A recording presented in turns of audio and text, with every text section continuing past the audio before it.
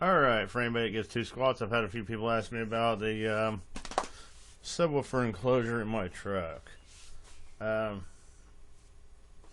it's pretty simple. It's a pain in the rear and it wastes a lot of material, but if you want to make one, go for it. Let's see here. I used Fusion 360 to design it. I used a X-Carve CNC to cut the pieces out. It could be done with a router or a jigsaw,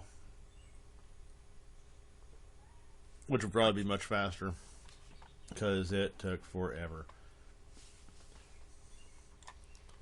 So the box itself is pretty simple. It's a pain in the rear to assemble all the pieces and stuff, or it's just me being lazy. It's for a 8-inch sub. It fits in the back of a F-150 standard cab.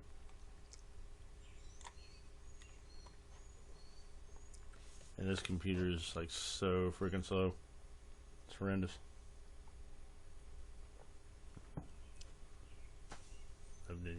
Here we go. Okay. So, get this out of the way. The opening itself for the initial plate was 7.5 inches. This was for a Scar Audio 8. The I think it's a ZV, something like that. But anyhow, an 8-inch sub's what's in the box.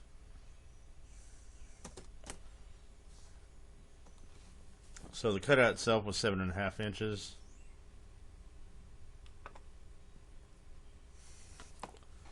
Here we go. This will be fun. This is a I'm doing this on a 2007 Alienware 15-inch gaming laptop. It now resides in my garage to run my machines. So there. Have a 7.5 inch cutout, and from there is where I base the rest of the design. I am horrible, not very well spoken, hillbilly or whatnot. I don't know what my problem is. Anyway, yeah, there we go. Okay, so then I made another circle that was 10 inches, and I based the outside of the box on that design.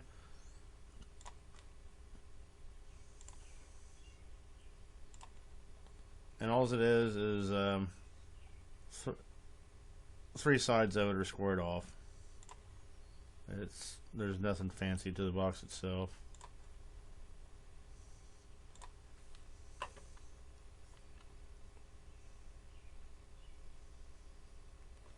So I guess technically you could draw a 7.5 inch circle on your board, and you could draw a 10-inch circle on your board, and then square off three sides of it. I done some fillets here, just kind of round them over a little bit.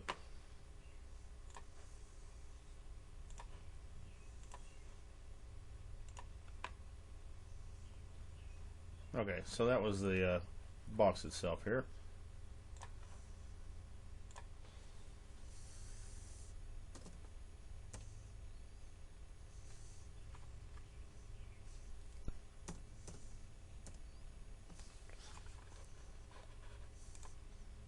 I'm not very good at using Fusion 360, but I get by. I'm able to make parts and cut stuff out, 3D components, whatnot. For the most part, I'm probably doing it all wrong, but it doesn't matter because it works, right? Sure, I could do it better and faster, but who cares? Okay, so this is the initial layout. I guess what you would want to do to properly do it is make you a 10-inch square and draw you a quarter of a circle from the center here to center here, unless you're doing it this way. But anyway, that would be your front plate. The rest of the rings for the main body, the hollow cavity itself, are, and get rid of this right here. Don't need that.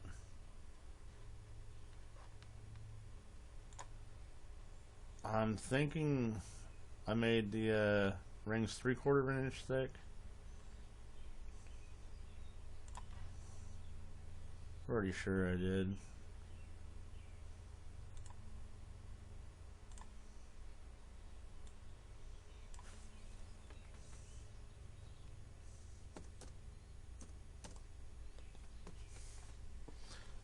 Yeah, that looks right.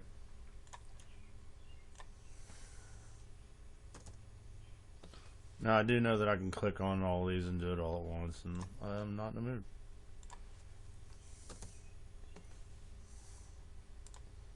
Right click over here. Fusion's not that hard to use. I suck at it and I'm getting by. Just take your time with it, click on stuff, you know. See what each thing does. So there you have it. You have the front plate, and with the center sections here are just however it is you want to do that. 3/4 of an inch. So you get your each ring there, and you can cut that out with a trim router or however you want to do it. You get the first piece made, you can use it for a template to cut out the other pieces. Anybody out there knows about the routers and knows what bit to use with the little bearing thing on it, so you can do that much quicker.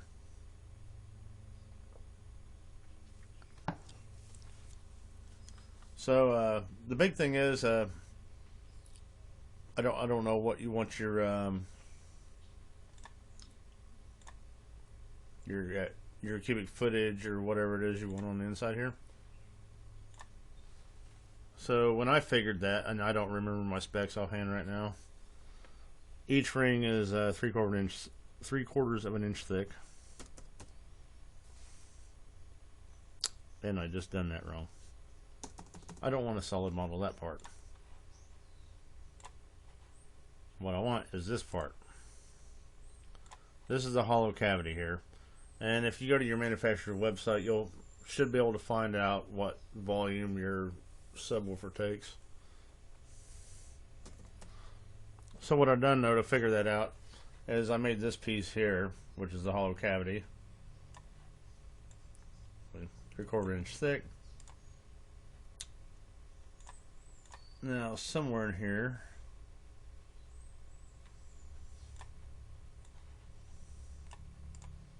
there's something that tells me about it. Properties, I believe.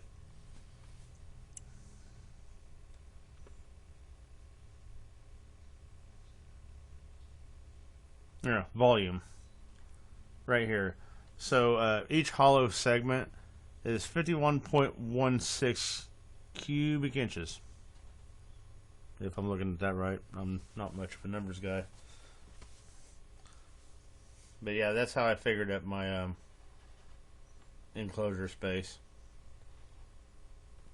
And if you all want to ounce mass and whatever crap that I don't think has anything. It tells your area. Yeah. So you take each one of these rings and you times this number here, or you can take whatever and then divide it by whatever, and that way you can figure up your box volume for the size you want to make it for your application.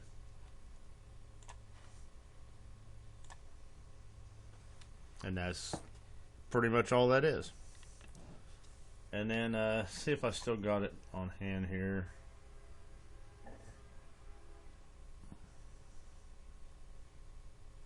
If I can find it.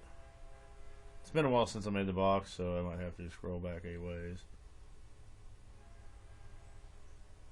You can see the segments here.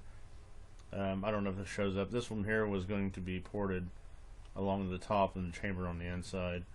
I'm wanting to, I don't know if I'll ever get around to it or if I'll keep the truck long enough. I want to do maybe 4 8/8 down firing and build an enclosure that takes the hole between the seat and the back panel. Lovely. We have a train. So don't bother commenting. It doesn't.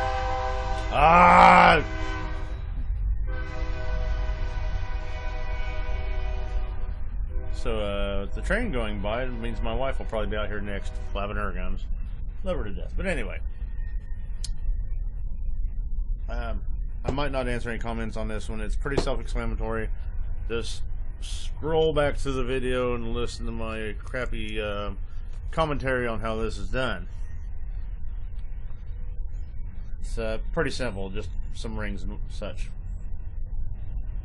And there'll be the back plate, of course, will be the same as the front plate, except that's where the port's at in mine. And you can also figure out your rings. This here will have a this hollow cavity, and this is a part of your port, so you can figure out what you need from there and get your numbers that way. And this is the same thing as the front plate, except I've got it turned around. The port's actually on the bottom because I flip the rings around like an idiot. It doesn't matter anyhow. So this opening here, for my application, I had it what do we got here? That is not 8 inches. Okay, 2 inches. So the port was 2 inches wide by, see if I can screw this up now, 8.5 inches. That was my opening for the port, 2 by 8.5. And if you want the port volume, I'll go ahead and do that for you too. What the hell? Ugh, I suck at this program.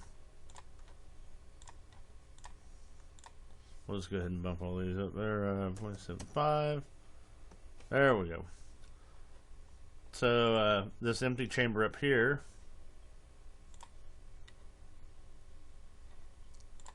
is nothing. Let's do this right. Can I do anything right? Is this it? Okay, properties. So that area in there is 33.719 cubic inches in volume.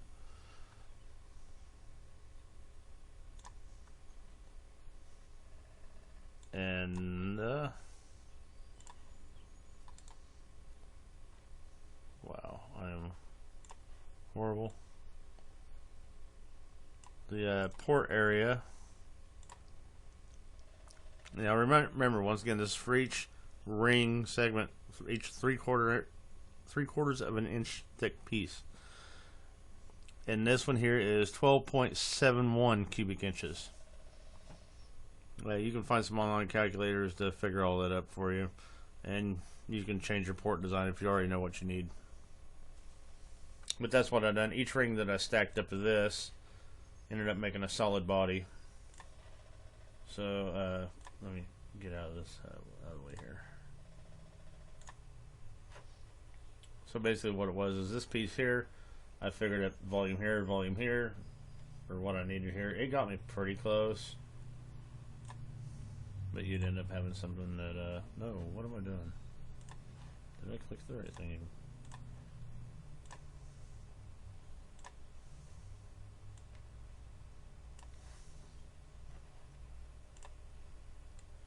Yeah, but anyway, you have a section like this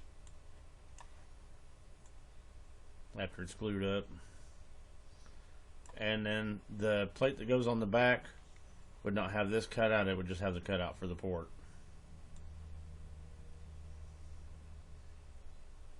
So this is the rear chamber for the port,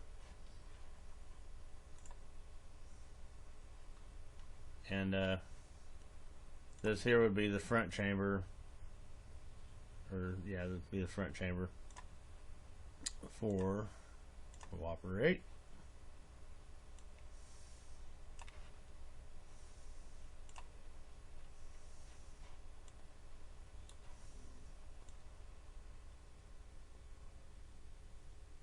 And then of course you'd have your plate on in here where your subwoofer's at. What I done, I just drilled 2 holes through and run a couple of 1/4 inch brass screws, I think it was, run them through to make my connection. And I hope this was all informational and could be used. Whether it is or not, I don't know, but it is what it is. And that's all I got for today, boys and girls.